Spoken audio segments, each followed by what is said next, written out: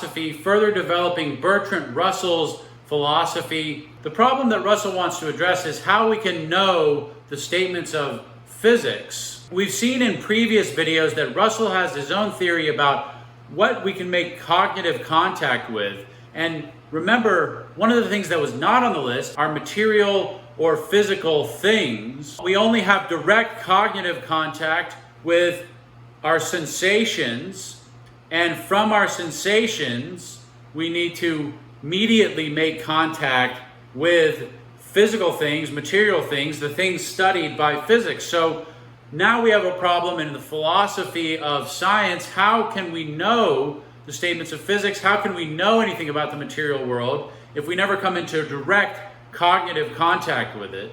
More generally, Russell's investigation here can be tied to G.E. Moore's problem about the external world. He thinks that it's common sense that we know about the external world because we see it in states of perception.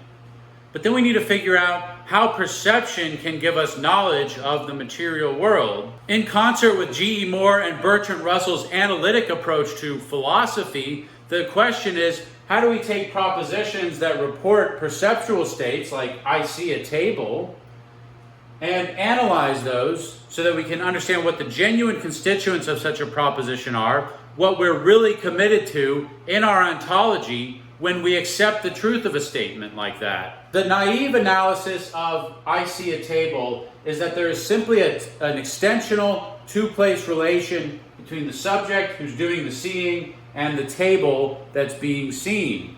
This is like any other relation that simply puts two things into contact with one another. The sitting on relation, when I am sitting on a chair, I'm put in contact with the chair through the sitting on relation. Similarly, the seeing relation, the perceptual relation, is simply a two-place relation between a subject term and the object seen term over here. In other words, this statement is really not further analyzable. We have a subject, we have an object, and we have a relation, and that's all there is to it. Problem with this. When we're in a mental state of visual perception, we're in contact with the properties of the things we're seeing. Now suppose you're looking at a table with the following properties. It has the color of brown, it's shaped like a square, and it's a large table. But now suppose you're viewing the table from a far distance so that the table appears small. And you're viewing it from an oblique angle so that it looks like a rectangle rather than a square. And the light is gleaming off the table so brightly that you see it actually as being white. All of these are distance from the table, our angle on it, the lighting conditions, whether or not we have glasses on. All of these seem to change the properties that we're in touch with when seeing the table. But the table's properties don't change. So even though we're looking on a material thing with these properties, the thing that seems to take up my visual field has these different properties. Now, where do these properties come from? They're not properties of the table. Under the influence of Moore, Russell thought that whenever I seem to have a perception as of some properties, there is an object that has those properties. Now, since the table doesn't have those properties, the object of my perception must not be the table. Moreover, if there were lots of people in the room and everyone was looking at the table, each person would have a slightly different sensation in their visual field. The table would look smaller or bigger depending on how close they were. The shape of it would look square or rectangular depending on their angle. And the color would be different as the light falls, as people's eyes take in the light, and so on. So whatever it is that has the properties that I have in my visual field, that's not the table, it's something else. Whatever that is, call it a sense data. So taking all that fully into account, we reject the first analysis of our proposition, and we come to the second analysis that the subject is related through vision to a sense data. It is the sense data that then bears a relation to a material thing. So we're ultimately related to the material thing cognitively, indirectly. by means of being directly related to a sense data that then itself has a relation to the material thing. If our perceptual contact with the material thing is mediated by the sense data, then we have to come to understand what the relation is between the sense data and the material thing to understand how the knowledge of the material thing gets into this head. One clear candidate for understanding the relation between the material thing and the sense data is that the material things cause a disturbance in our sensory organs, the eyes and the nervous system. So the material thing causes an effect. The effect is the appearances that we have. And we can then infer from the effects on our sensory organs to the cause, the material things. This answer was actually quite popular at Russell's time among some philosophers, for example, Mach, who he mentions in the reading, and Avenarius. Helmholtz, Mach, and Avenarius taking themselves to be following up on some Kantian insights. It's still a popular option in today's neuroscience, but Russell is not happy with this option. Anytime we wanted to verify some empirical proposition, check whether it's true, we'd have to assume that our mental states are related in this causal way to the material world. So this causal connection between the material world and our sensory states is itself empirically unverifiable. So we're dealing here with a relation that cannot be verified empirically. In general, the history of philosophy is riddled with the attempt to infer to the existence of entities that we have no direct evidence of, because the existence of those inferred entities somehow is taken to explain the properties of the things that we do have some direct contact with. In this case, we'd be inferring to the existence of material objects to explain the way our sense data appear to us. In other cases, philosophers have tried to infer, for example, to the existence of God. We haven't actually observed God in any way that could be intersubjectively verified or communicable, but we infer to his existence to explain the way the world appears to us. That's the cosmological proof of God's existence. Kant also inferred that there must be a thing in itself beyond the appearances, causing our appearances. Others have inferred to the existence of numbers, that numbers must exist in order to explain why mathematics works the way it does. Russell's suspicious of these attempts to infer to the existence of disputed entities.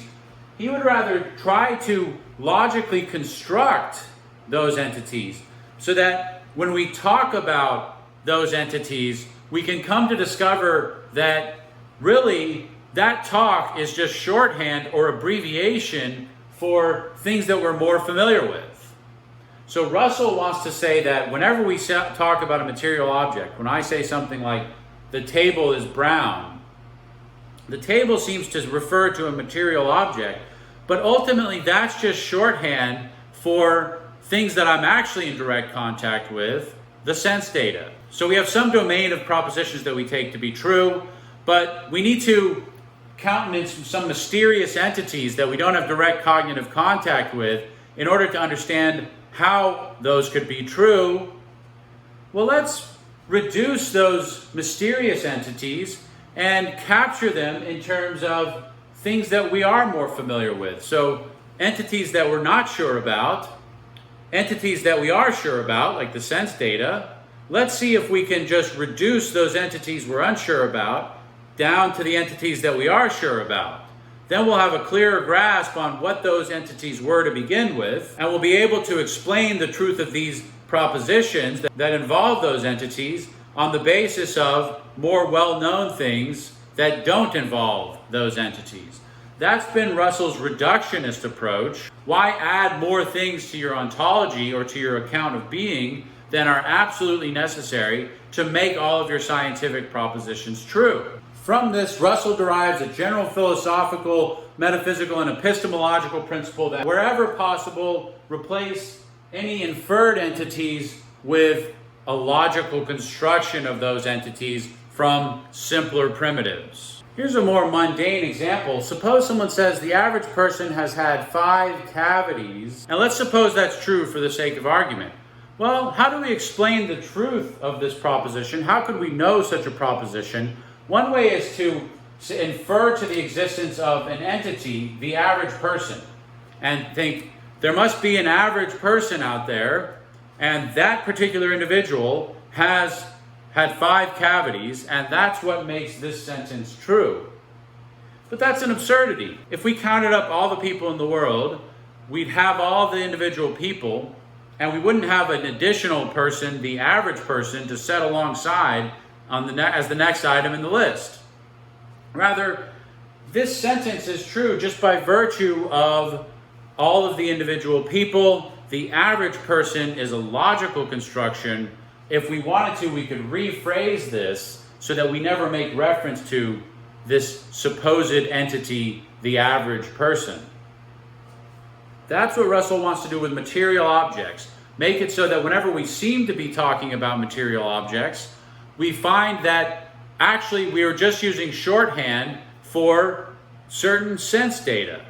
This is Russell's famous idea that the material world is known as a logical construction out of sense data. Let's then return to our initial example and give a Russellian analysis of this proposition, I see a table. The terms that seem to refer to material objects like the table have to be replaced or logically constructed out of the sense data. So the first step is simply to replace the material object with a relevant array of sense data, square, brown, large. That's what's in my visual field, is a large, square, brown patch. But notice this is vastly underdetermined. For one thing, it's vague. There are lots of things that could witness the description of taking up a square, brown, large patch in the visual field.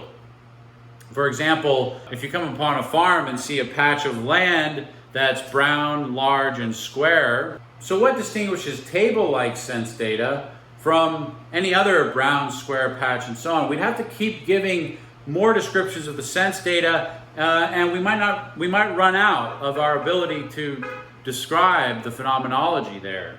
Moreover, what if I'm hallucinating said brown patch? So this description doesn't distinguish between cases of veridical perception, where you're seeing what's really there, and non-veridical perception, where you're having a hallucination or otherwise under the sway of an illusion or a dream. So we have to add to this not only the present array of sense data that I have, the brown patch, but also my sense of the entire system of sense data that would correspond to the sensation of my movement. So if I started moving my leg like this, walking towards the table, I know that systematically the sense data would change and transform in correspondence with the movements of my body. I know that the brown patch would grow larger and larger if I were to continue to approach it, and eventually I would have a tactile sense data of hardness.